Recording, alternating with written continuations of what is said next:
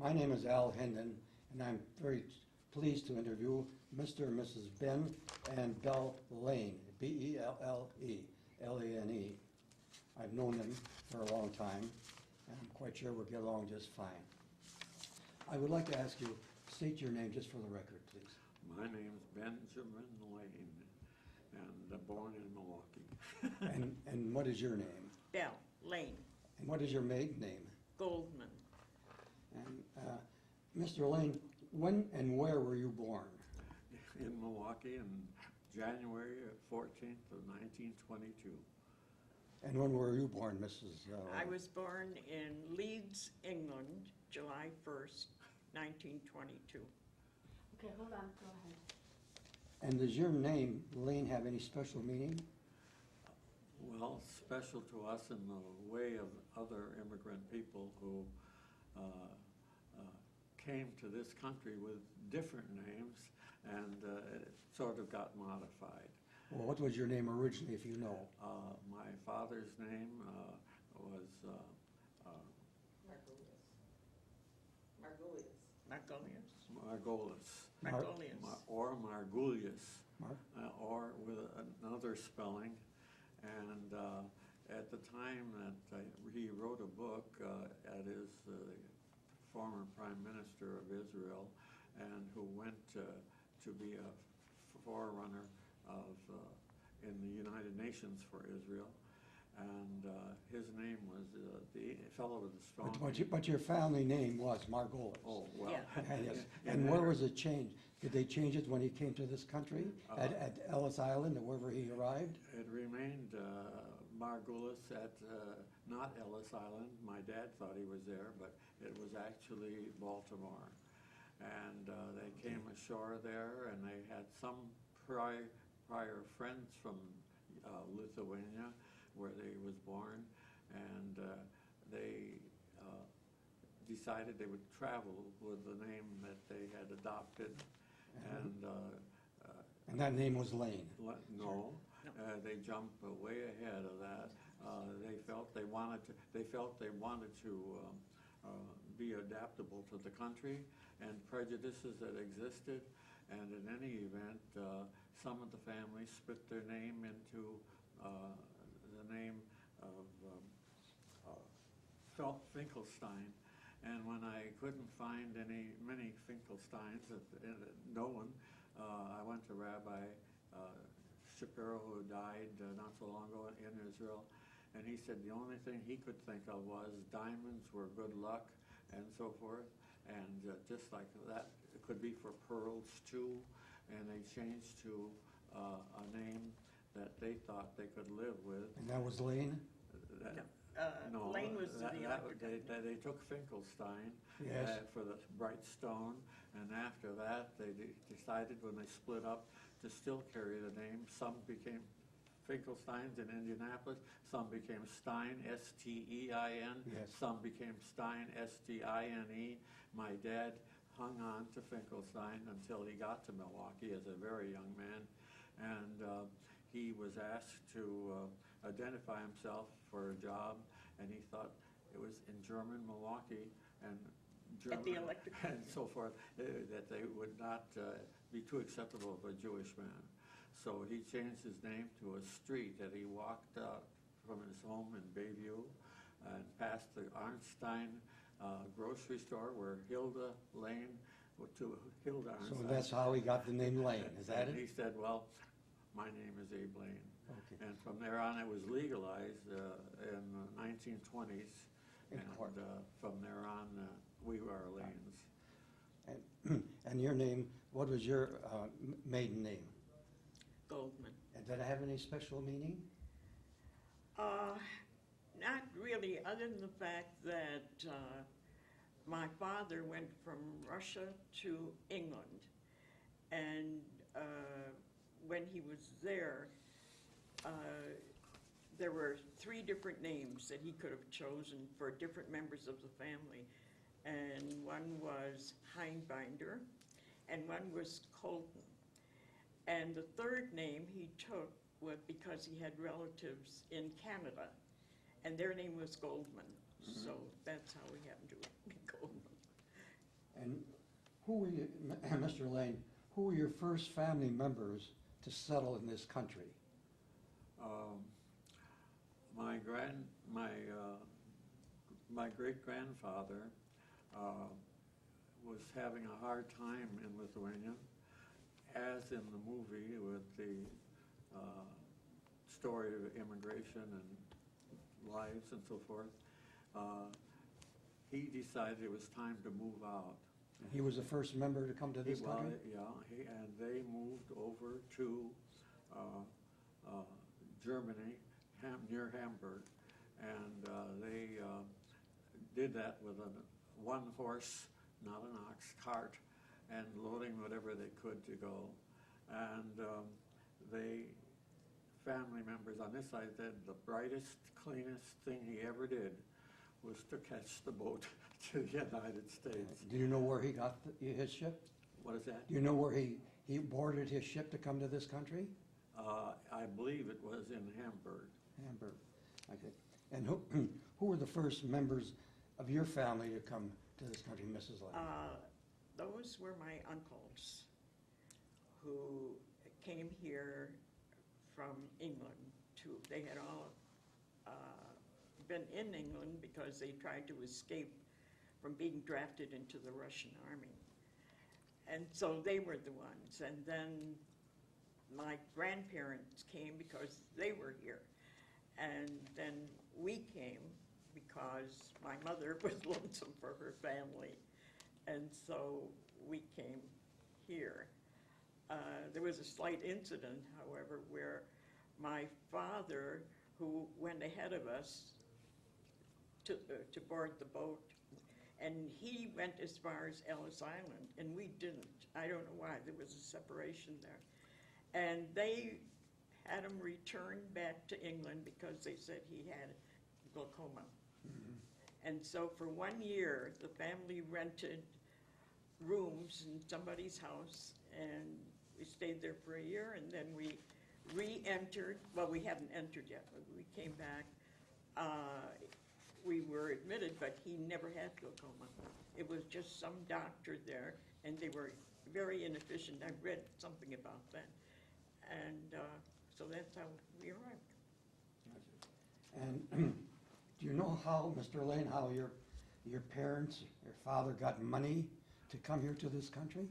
Well, it's a typical story of many that I encountered later as a social worker, and that is that part of the family that was malleable and could be bent into different forms of employment and so on came to this country and earned money, and almost on a monthly basis sent money back to them just so they could live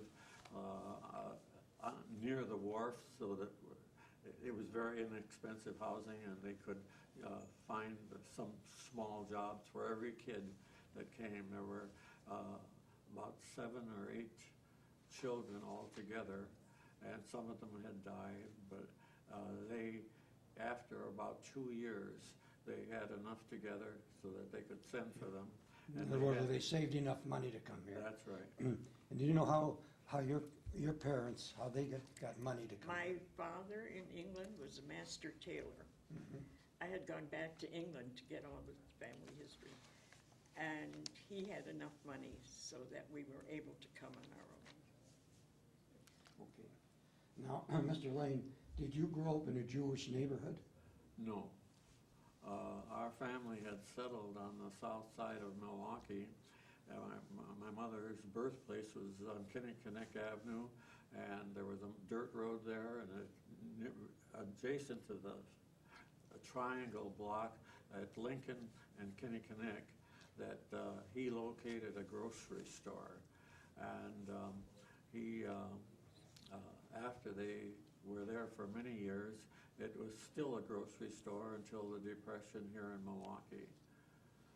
In other words, you did not grow up in a Jewish neighborhood, is that right? No, I took number 10 to Wells Downer Yeah, you came. and other connections in the downtown to get up to Kenwood, where the merged temple of Emmanuel, the Beis Jeshurun, had moved and had built a temple.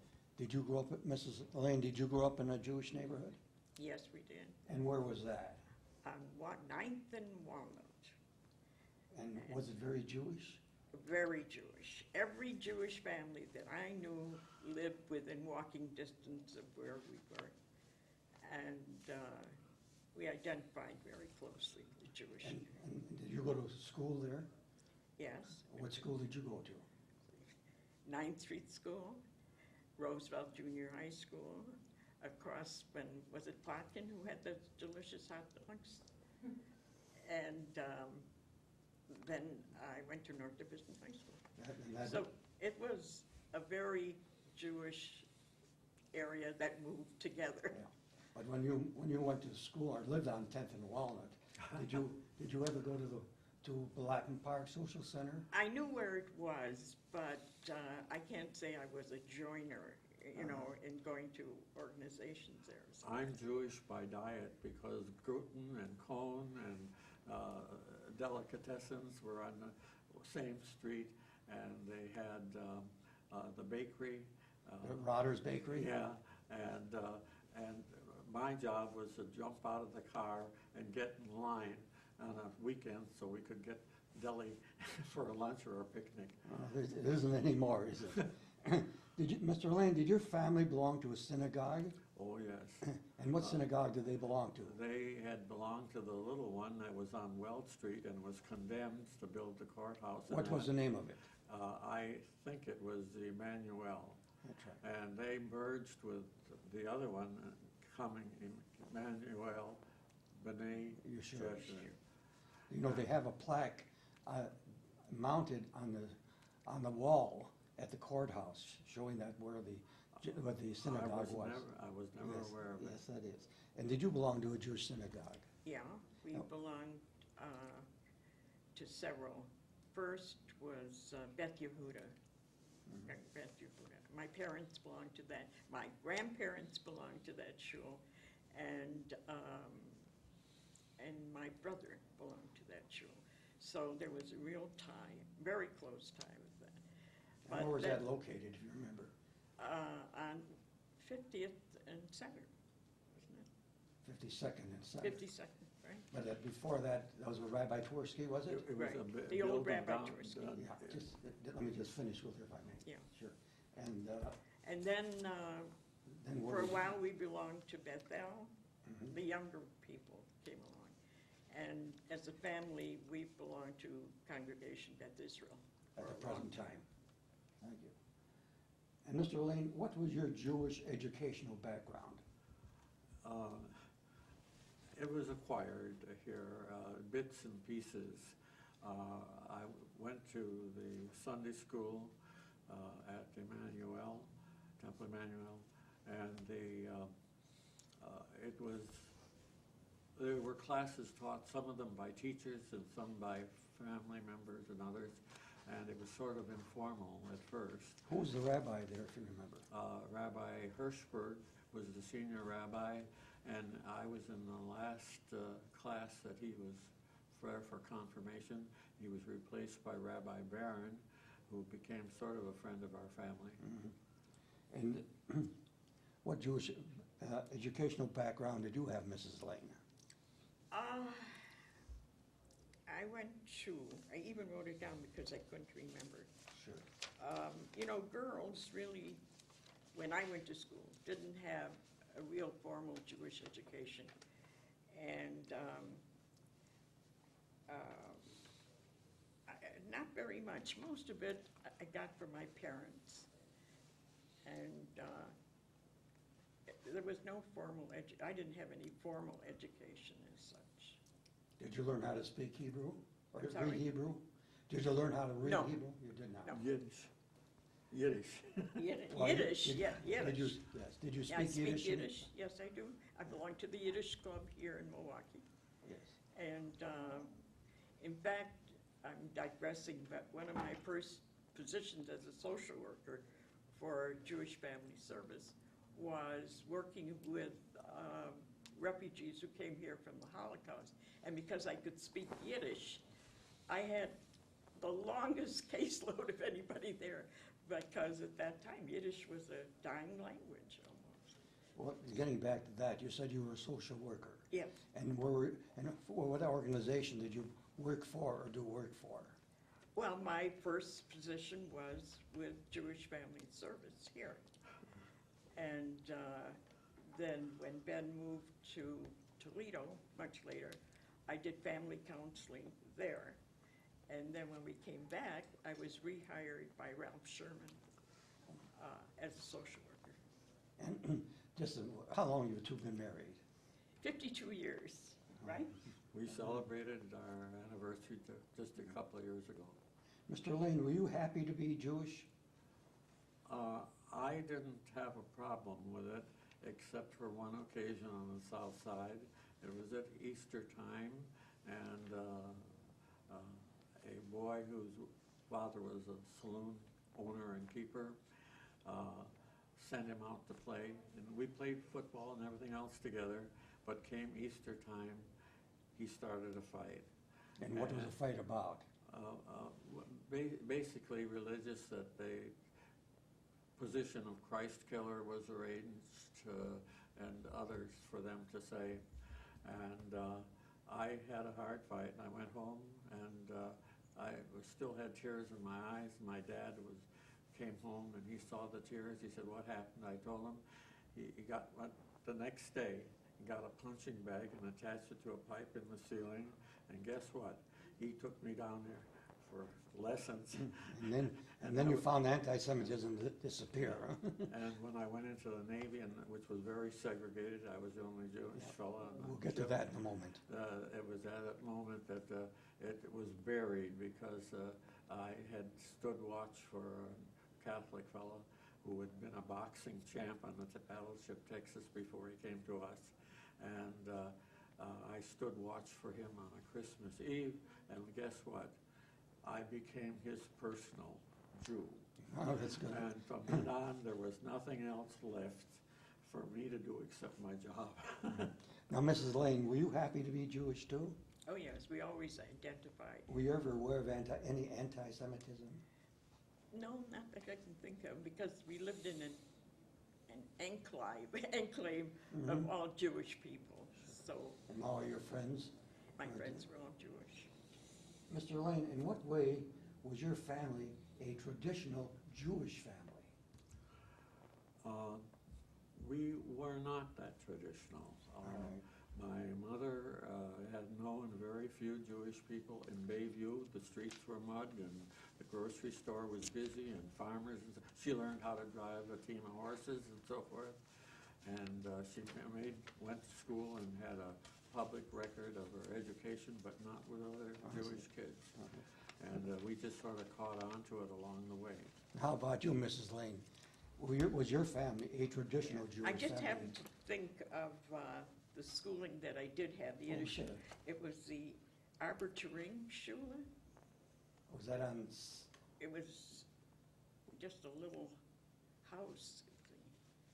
That's what I it remember was about 9th or it. 10th Street? It's something around, like that, yes. yeah. I was not a very good student. What was We it? had a lot of Jewish content in our home, certainly. My mother kept kosher. She belonged to an Orthodox temple, mother and father. And that rubbed off on the children. And you kindled the lights every Friday night? Yeah, oh, yes.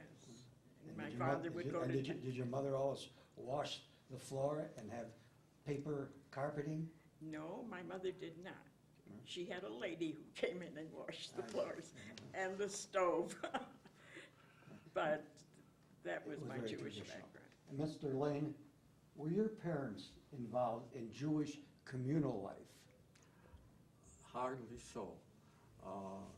Occasional contacts. The most Jewish men that my father knew was when he became a Mason.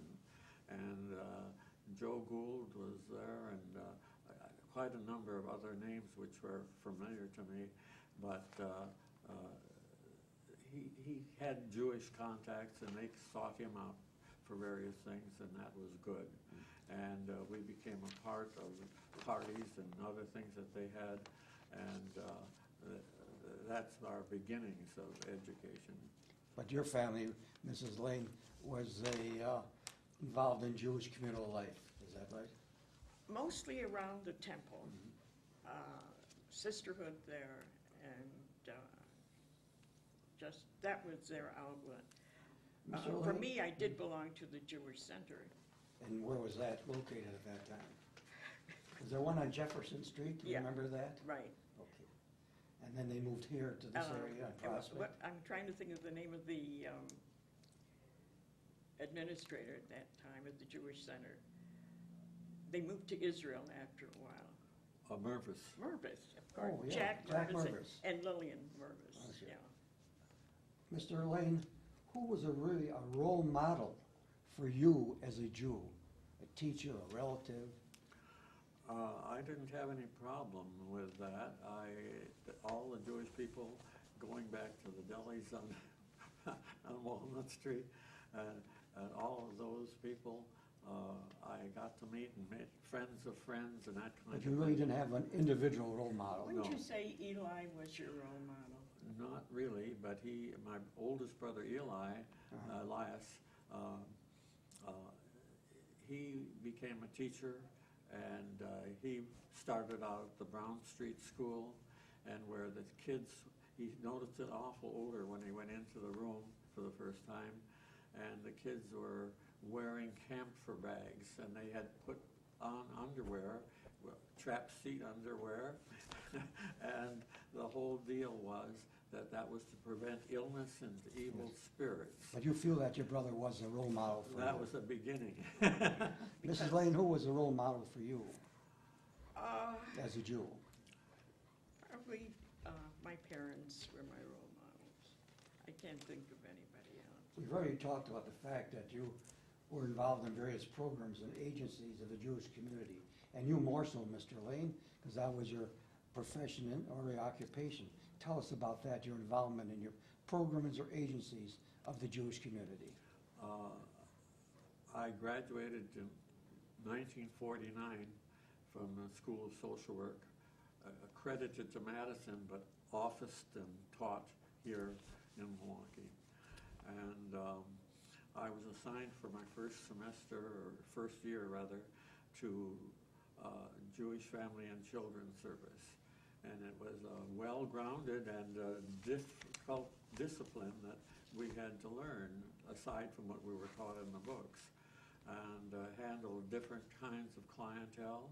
And I worked also, and refugees we called them, but I understand that they don't like that today. Or whatever it is. Or any Well, other. after you were in Milwaukee and started your first job, did you then go to another place for your work or your occupation, or profession? Well, after that, I worked at the Jewish agency, but I was assigned part-time to the Jewish Children's Home, and that was to cover a transition period that was occurring. And where was that Yeah. Jewish for Children home located? Yes, it was, at that time, it was at 21st and McKinley, and it remained there until, that was the Middle Ages, but in its older age, they could buy another house a few doors away from the Home for the Aged, with the feeling that the kids would get some Yiddishkeit from there, and they did. And we had a duplex remodeled voluntarily by a Jewish builder. And where was that located? At North 50th Street, about 2 doors north of the Home for the Aged. And then where was your next job? By that time, Belle and I had become acquainted, and of course, she chased me. No question about it. Pulled my window shade and things like that. And we were working in the same agency, frequently had lunch and became acquainted. And we set a wedding date after I had been at the Children's Home about 3.5 years. And where was that located? That was located still on 21st and McKinley. No. No, pardon me. On 58th? We had moved already. We had moved to the home on 50th Street. And where was your next job after that? After that, I moved to Toledo, Ohio, where they were seeking to renovate a Civil War aged building by tacking on an addition in a fancy part of Toledo at one For time. what purpose?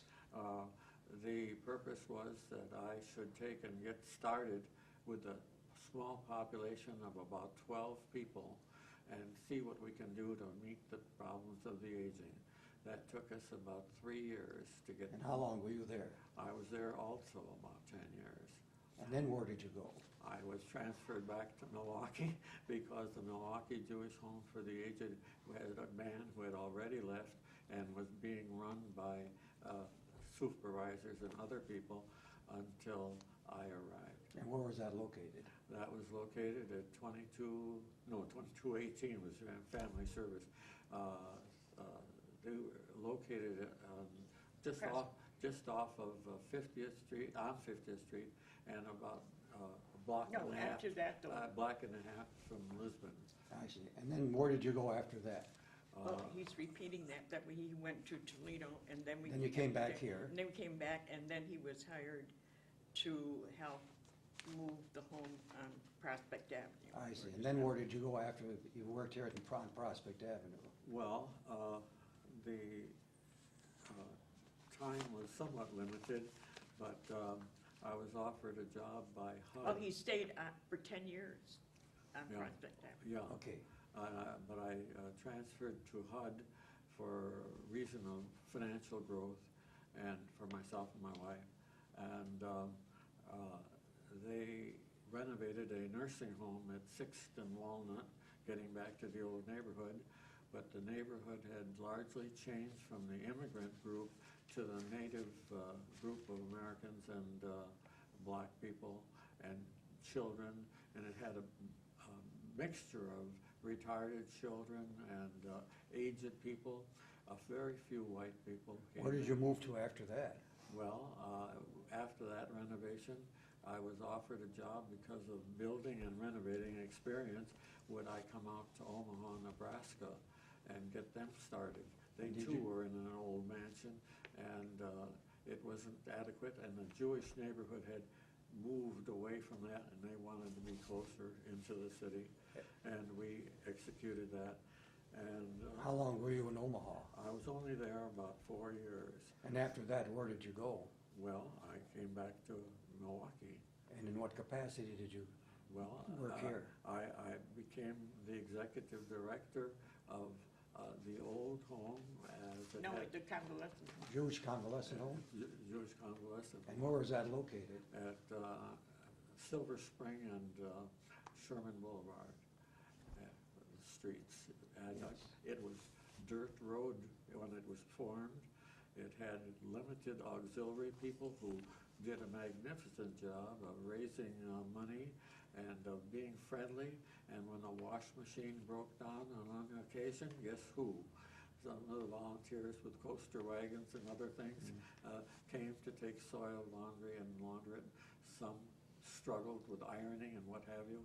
Is that where, pardon me, was that where Mrs. Chudnow was involved? That's when Mrs. Chudnow was the patron saint, and they even had pushkas like the blue box, but they were for the home, and they took, wherever they went, it was always in their purse, and they didn't have so many special occasions, but they were all, it was funny, but it became a symbol, and one of the men who made a rather large contribution said, "Now, how many nickels is that?"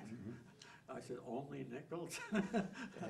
How long were you at the Milwaukee Jewish convalescent home? I was finished about 10 years there, and during that time, they got raised enough money, we had enough patients, they added on a wing, and an elevator. and an elevator to go into the lower of it for different activities, and I was there for the better part of 10 years. And then after that, where did you go? Well, it was a return to the Jewish Home for the Aged.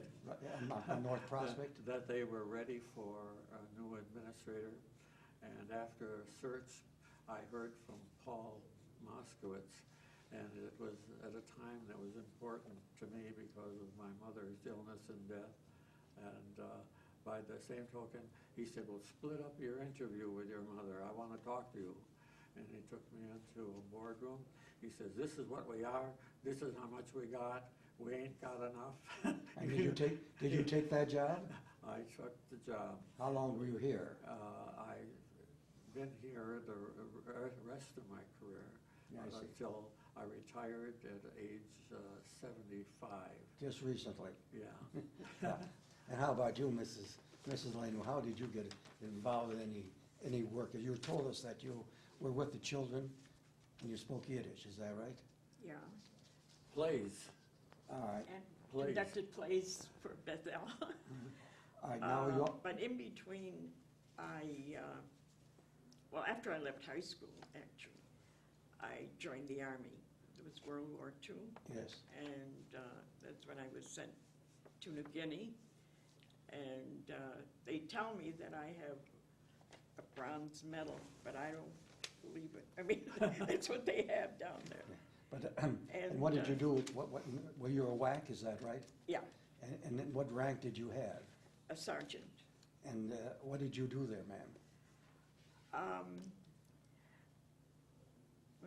It's a little complicated, no? A lot of the units that went forward into, this was in Bunabunu, New Guinea, but there was Port Moresby and a lot of other places.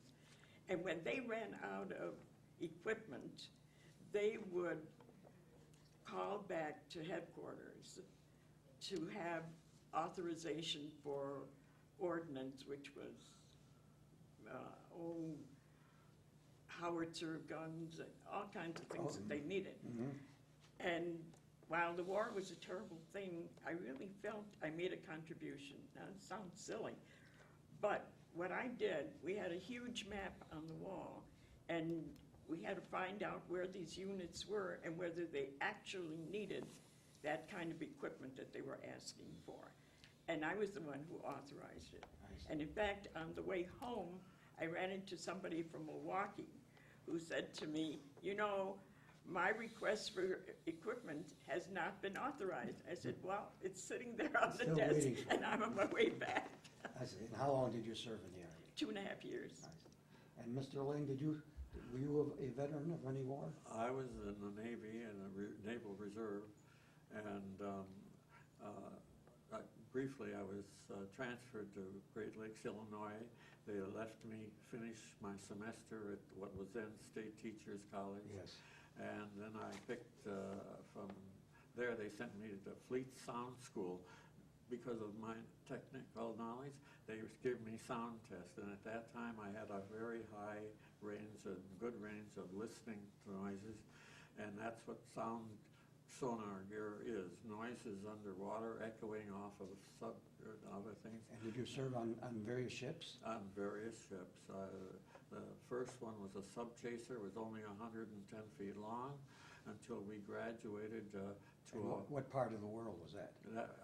all of my service was at the Atlantic, and I was on the eastern sea frontier where the convoys, sometimes as many as several hundred ships, were gathered. We sailed on the coast, camped Chesapeake Bay and down Delaware Capes, and big ships were coming out of Philadelphia and all, and we had to mobilize them. Sometimes it took us a couple of weeks to get them lined up out at sea off of New York. What rank did you have in the Navy? I was there about... What rank? What rank? I was a sonar technician, second class. I see. And when did you leave the Navy? When were you discharged? Well, I left about 1945. I see. Well, the war was over at that time? Yeah. Now, other than that, you had a lot of connection in Jewish communities. Have you ever had any roles in non-Jewish communities, Mr. Lane? Incidental roles. I had worked at some fundraising with Red Cross because I knew the administrator and he said he needed help. Anybody else? His name was Norman. I can't remember. Well, his that's name. all right. But in any event, I would say this, that when you work in a communal agency, even whether it's strictly religious or whatever, you tend to rub shoulders with people in the same field who get together to share their headaches and problems. But you And- you were involved in non-Jewish Yes. community work. By the way, my second placement in social work was communal services, and I was elected to help do the services for YMCA Edition and other agencies, and working with volunteers and getting to learn the ropes. And how about you, Mrs. Lane? Were you involved in any non-Jewish community work? I must have.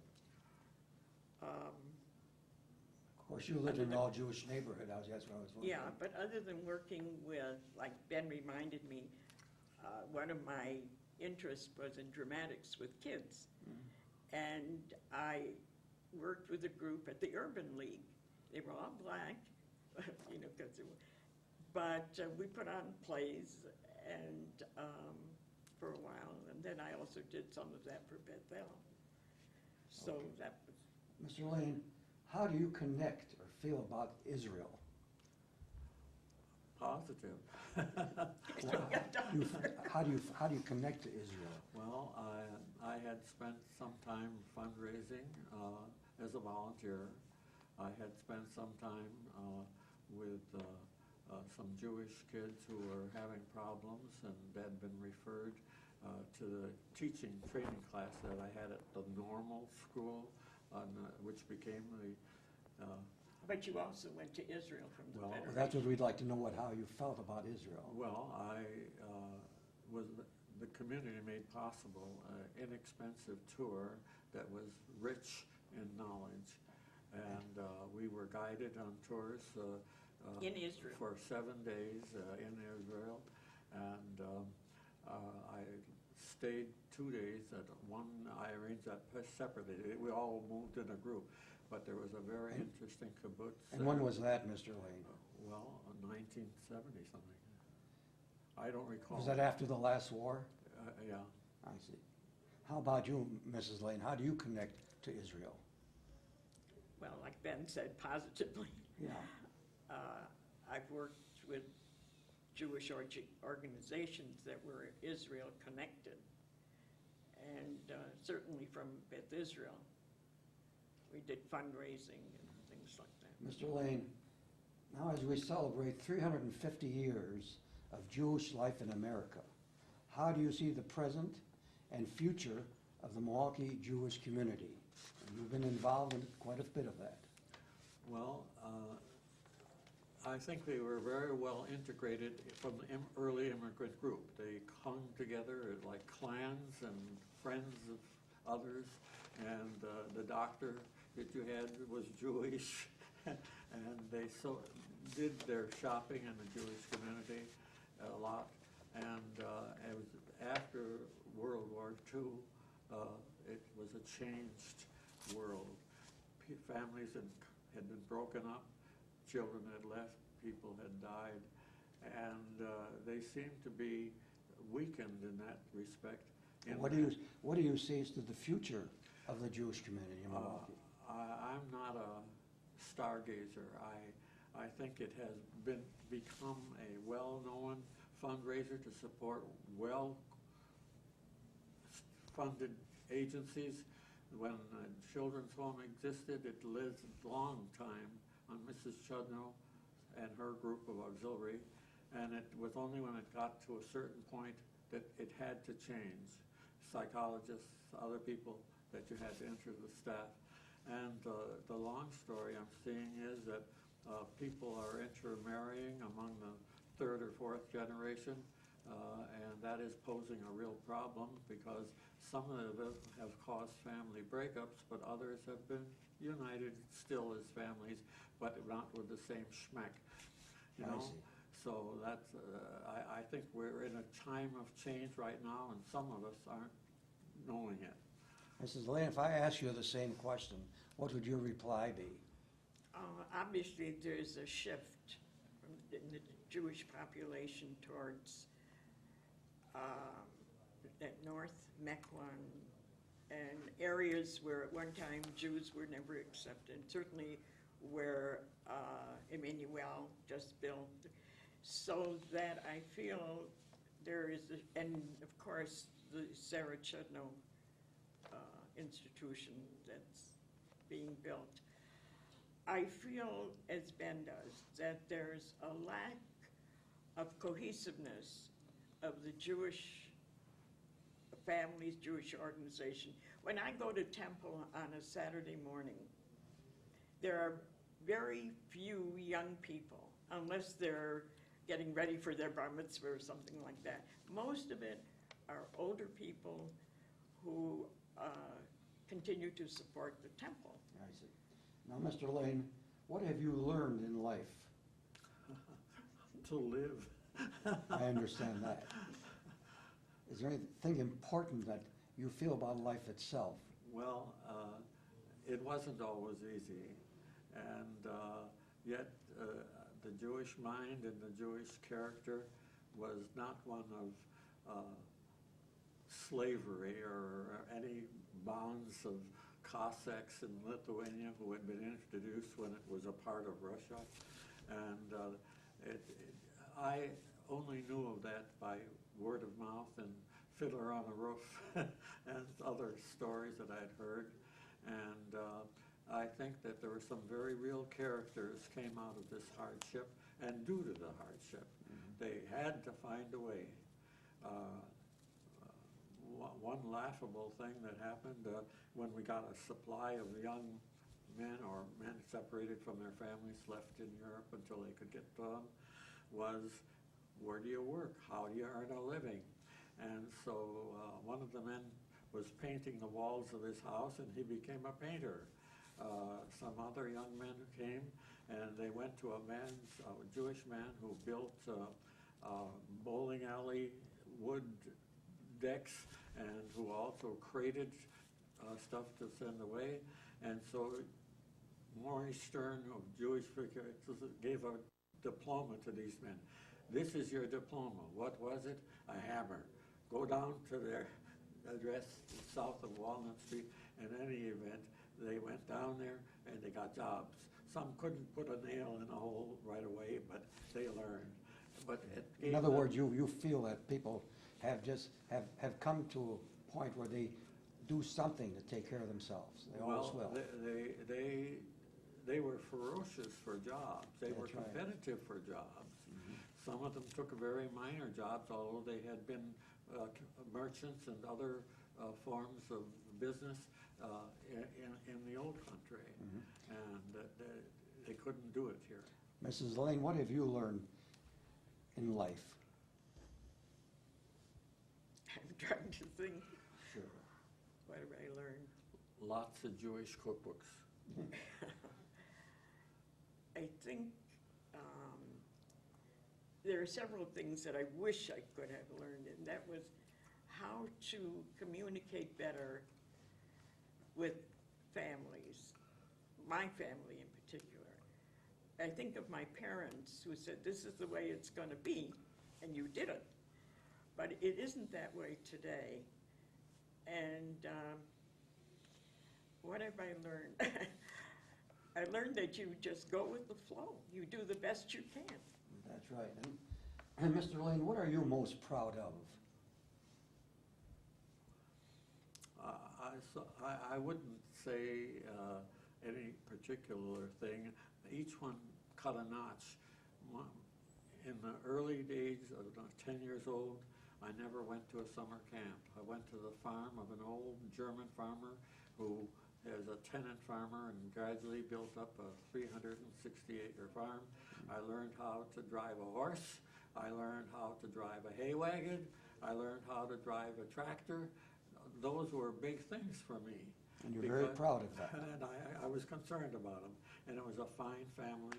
And I didn't have to worry about Hitler, as some people did, and many people did. And when we were married, two surviving daughters who were Their daughter.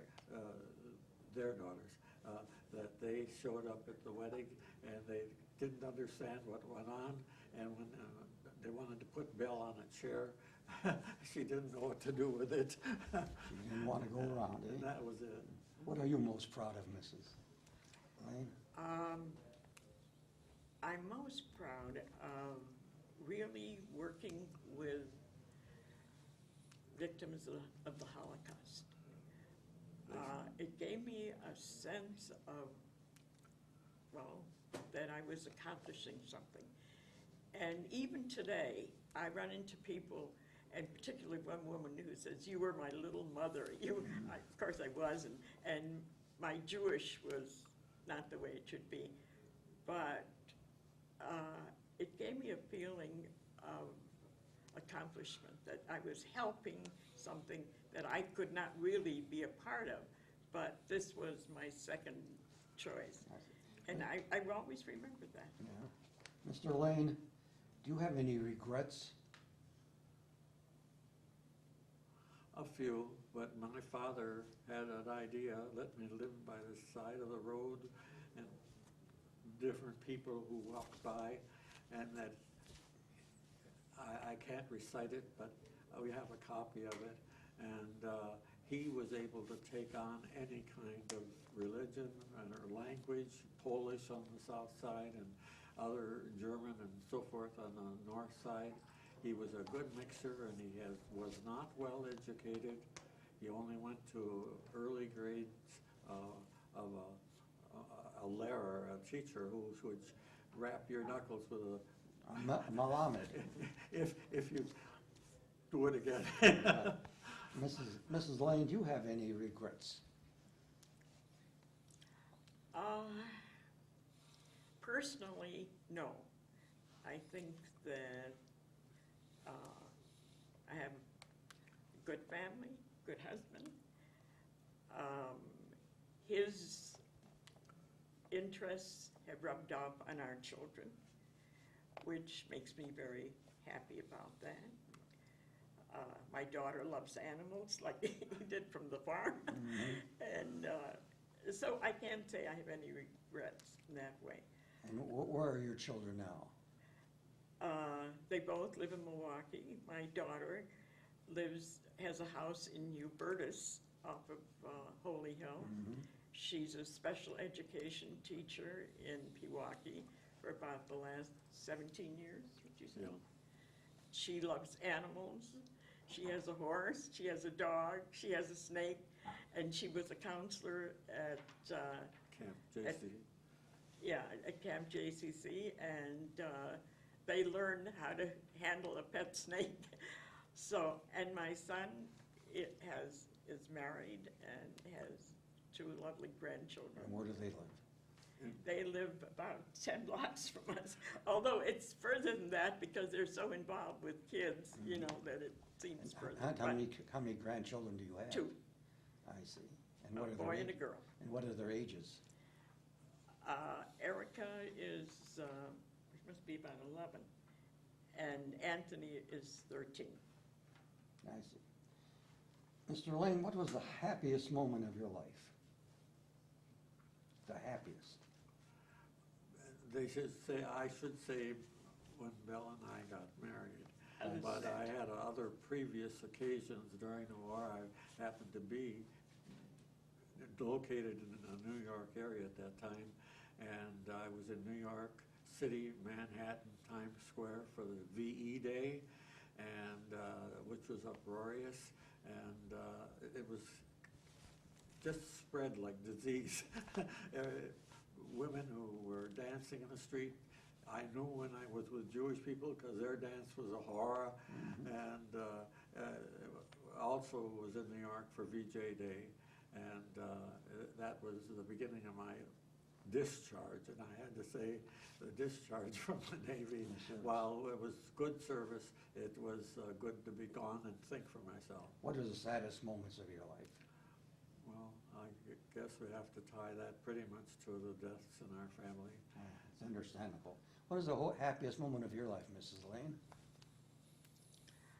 Well, there were a number of them, but I must say one of the happiest was the birth of my grandson. He was just a joy, and And And what do you think was the saddest moment of your life? Well, I agree with Ben. Certainly losing family Losing your members, a family. young brother who died 2 years ago. And This is a it's question. very painful. Yeah, this is a question they asked. Mr. Lane, is there something about yourself that you think no one knows? You have a secret Everybody- apart. Everybody knows. My niece and others say I'm too talkative, and I talk to strangers, and I've found some marvelous characters that way. But it is a pleasure to me, and if I'm not reading, I'm talking. In other words, nobody knows that you like to make acquaintances and talk to them, is that? Oh, they know. I think They do know. Mrs. Lane, is there something about yourself that you think no one knows? I can't say that. I'm a terrific writer. I don't think anybody knows it. And you That's- write for your own pleasure? I'm a published writer And what do you publish, Mrs. Lane? in magazines. What type of articles? Reminiscent articles. The last one I had was an article about my mother-in-law. We shopped together at West Dallas Market. I mean, Your things mother, that the parachute And maker. where have they appeared? well, that was in the West Dallas newspaper. I've been in Reminiscence. I've been in Modern Maturity. And there was a magazine that no longer is in effect, and I must have had about 10 articles in there. Well, then you have become well-known. No. You're right, Well, not no. yet. huh? Mr. Lane, how would you like to be remembered? A person who cared. You Person- certainly have served the Jewish community, And haven't you? a person who did something to change the venue that aged people had, being in nursing homes that were inadequate or located even in a new building next to the railroad tracks. They were out of sight and out of mind. And we sort of changed that pattern in the homes that I've been associated with. Mrs. Lane, how would you like to be remembered? Well, maybe as a good mother and grandmother. Of all the things I've done, I think that to me is She the most passes important. off candy for Halloween too. Now, is there anything else that you want to talk about that we didn't get into? Mr. Lane? Well, And keep it ostensibly- concise, please. Ostensibly, I was invited to, as a representative of the Milwaukee Jewish Children's Home. And that has since been closed. But I have decided that since this is an oral agency, that names and dates you already have in your document here, and it tells the dates and so forth We'll look at of the that. home. And it doesn't list too many names, and if you haven't got copies, we'll loan this for photocopies. We have copies in the other For- room. Okay, that I would like to see that extended, because I don't know that there will be new children's homes. There have been new moves in that the adoption programs have been pushed very hard, but there's still Omaha Boys School turned into Boys and Girls School, and now they have cottages for those who have become pregnant and who need help in continuation. They have several hundred people. When I was in Omaha, went to it, they're doing a fine job. In Milwaukee, we had a number of large orphanages along the road, Route 10 bus, over to Kenwood Boulevard and further. And there was a Presbyterian home, there was a Catholic home, there was a Protestant home, which got a considerable attention. It was located at Prospect and North Avenue, and there was a block beyond that. And the school was old terminal school where I went to sing Christmas carols with a male chorus at the teachers' college. And all I'm saying, there will be some group care needed, I believe. For Jewish children. But whether it will be Jewish, there have been, I don't know. But the Jewish schools have grown, have got buildings of their own, have multiplied in numbers of students in learning Hebrew and even on to college courses. And I think the answer is going to lie in education and a merging of attitudes in their temples or in their personal or in their business work. But I don't know that there will ever be a big Jewish children's home. I doubt it. And, Is there anything else you'd like to talk about, Mrs. I would Lane? just like to mention that, what is it, 3 years now?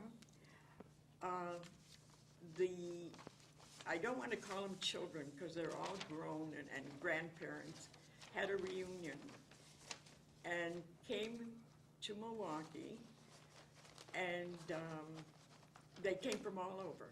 They came from California to honor Ben because many of them remember him as being the only stable father that they had. It was the most touching thing you've ever seen. And where was that at? Right here in Milwaukee was. I mean, at what building? Was it here? No, they stayed at a hotel that faces the river. No, That Hilton Hotel? The Ambassador down. No, not Ambassador. It No, that- was near The Hilton Anchorage? Yes, I see. and they were here for, I would say, 2 days at least. And when was that? Was it 3 years ago, 4 years ago, maybe? I don't remember. Something like that. But the fact that they came from Chicago, well, Chicago is theoretical, but they cared enough to come.